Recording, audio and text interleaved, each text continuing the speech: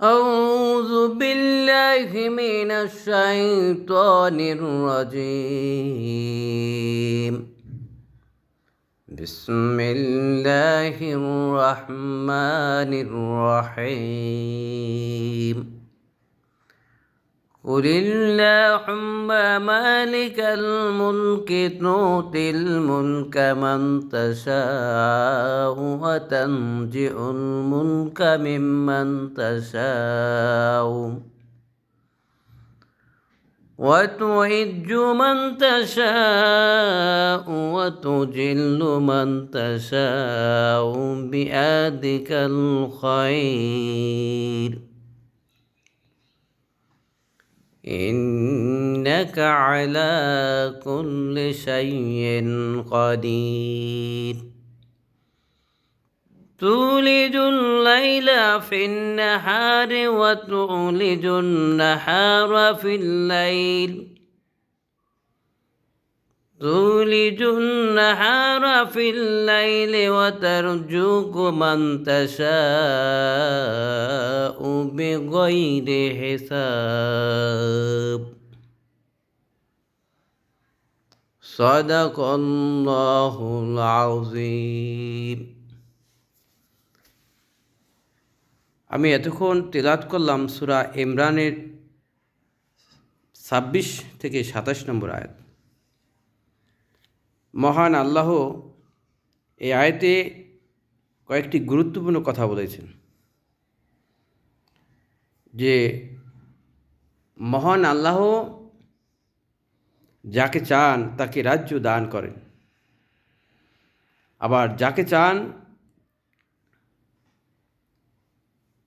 বাদশাহী দান করেন, যাকে চান সে ভিখারি করেন, আর যাকে চান তিনি সম্মান দান করেন, যাকে চান তিনি সম্মান কেড়ে নেন, আবার যাকে খুশি তিনি বেহিসাবে অগাধ সম্পদ রিজিক দান করেন।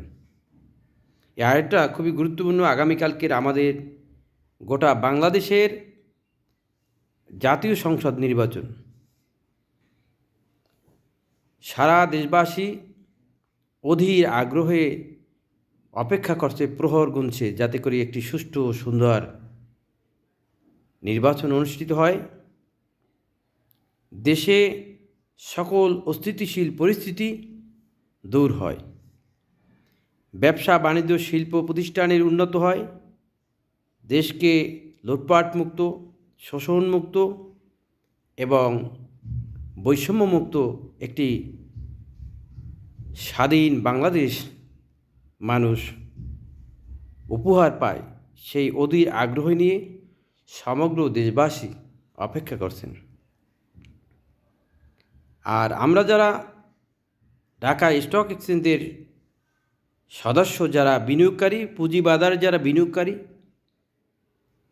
তারা দেশবাসী যেরকম উৎসব মুখর হয়ে তাকিয়ে আছে, আমাদের এই বিনিয়োগকারীরা অধীর আগ্রহ, অধিক দুঃখ কষ্ট নিয়ে ভারাক্রান্ত মনে তাকিয়ে আছে যে এমন একটি দল ক্ষমতা আসুক যারা আমাদের এই পুঁজিবাজারের বিনিয়োগকারীদের জন্য ভালো কিছু উপহার প্রদান করুক, ভালো কিছু ঘোষণা করুক, আমাদের 33 লক্ষ নিঃস্ব বিনিয়োগকারীদের পুঁজিগুলো তারা ফেরত দিয়ে বিনিয়োগকারীদের একটি উৎসবমুখর বাজার বিশ্বমানের সাথে তাল মিলিয়ে সুন্দর আন্তর্জাতিক মানের একটি বাজার যাতে উপহার দিতে পারে, সেই আগ্রহ নিয়ে আমরা সকলে অপেক্ষা করছি, প্রহর গুনছি।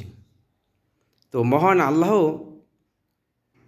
যদি চান যাকে সম্মানিত করবেন, আমি একজন বিনিয়োগকারী হিসেবে নতুন সরকারের কাছে 33 লক্ষ বিনিয়োগকারীর পক্ষ থেকে আহ্বান জানাবো যে যারাই আপনারা ক্ষমতায় বসুন, আপনারা সুন্দর মতো দেশটাকে পরিচালনা করবেন, স্পেশালি পুঁজিবাজারটাকে ঠিক করবেন। আর সেই সাথে আমার প্রাণের দাবি, 33 লক্ষ বিনিয়োগকারী দাবি, এই ঠুনকো ছুতা দেওয়া দুর্বল মার্জার করে 5টি ইসলামী ব্যাংকের যে পুঁজিবাজারের বিনিয়োগকারীদের শেয়ারগুলো শূন্য করে দিয়েছেন, সেই শেয়ারগুলো আমার বিনিয়োগকারী ভাইরা অত্যন্ত কষ্টে টাকা দিয়ে, পরিশ্রমের টাকা দিয়ে, কেউ তাদের সমুদায় পেনশনের টাকা দিয়ে এই ব্যাংকের শেয়ারগুলো ক্রয় করেছিল। আমার অনুরোধ, নতুন সরকারের কাছে আপনারা সরকারে যারা বসবেন, নতুন সরকার যারা গঠন করবেন, অবশ্যই এই 33 লক্ষ বিনিয়োগকারীদের মার্জার করা 5টি ব্যাংকের যে শেয়ারগুলো রয়েছে, সেই শেয়ারগুলা তাদের হয় শেয়ার নতুন সম্মিলিত ব্যাংকে শেয়ার বরাদ্দ করবেন, না হয় শেয়ারের সমূল্য নেট অ্যাসেট ভ্যালু অনুসারে সম্পদ মূল্য অনুসরণ করে বিবেচনা করে এই বিনিয়োগকারীদের জন্য সুস্পষ্ট একটি ঘোষণা দিয়ে আপনারা বিনিয়োগকারীদের পাশে দাঁড়াবেন। সেই সাথে এই বাজারকে আন্তর্জাতিক মানের বাজারে পরিণত করার জন্য আপনারা সরকারে বসেই একটি সুন্দর ঘোষণা দেবেন, যেরকম আমাদের বিশ্বনবী হজরত মুহাম্মদ সাল্লাল্লাহু আলাইহি সাল্লাম বিদায়তের ভাষণে তিনি সারা বিশ্বের মুসলমানদের জন্য ঘোষণা দিয়েছেন, আজ আমি এই ময়দানে দাঁড়িয়ে তোমাদের জন্য ঘোষণা করছি যে সকল দাসপ্রথা রহিত করা হলো, তারপর সমাজ থেকে অনিয়ম অবিচার দূর করার জন্য আজকের কুসংস্কার বন্ধ করা হলো। তারপর যেরকম বলেছিল, কোনো নাক কাটা হাফসিকে যদি আমির নিযুক্ত করা হয় আর সে আল্লাহর দেয়া বিধান অনুযায়ী কার্য পরিচালনা করে, রাষ্ট্র পরিচালনা করে, তোমরা তার অনুগত থাকবে।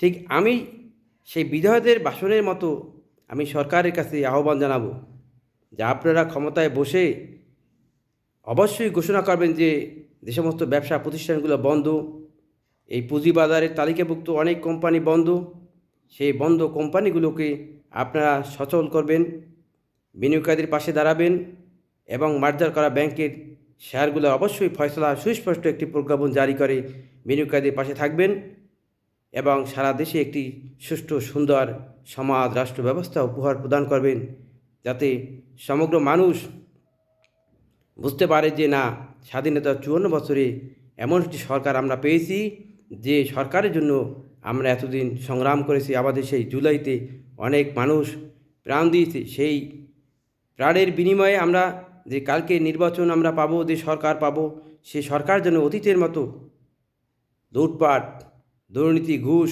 চাঁদাবাদি সেই পুরনো কায়দায় যেন আবার মেতে না ওঠে। আপনারা যারাই ক্ষমতা আসবেন, নতুন আঙ্গিকে পিছনের কথা ভুলে গিয়ে দেশের জন্য, মানুষের জন্য, রাষ্ট্রের মতো কাজ করবেন।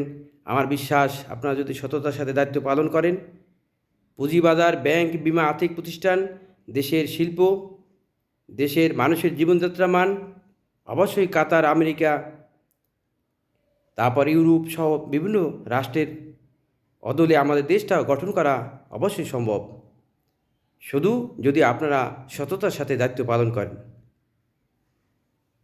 তো আমি সর্বশেষ কথা বলবো, আমাদের এই রিসেন্টলি 5টি ব্যাংকের মার্জার করা পুঁজিগুলোর অবশ্যই ফয়সলা করে যারা এই পুঁজিবাজার লুটপাটের সাথে জড়িত ছিলেন তাদেরকে বিচারায়তা আনবেন।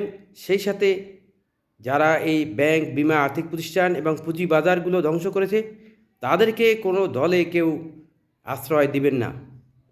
এই বলে আমি আমার সংক্ষিপ্ত কথা শেষ করছি। আসসালামু আলাইকুম ওয়া রাহমাতুল্লাহ।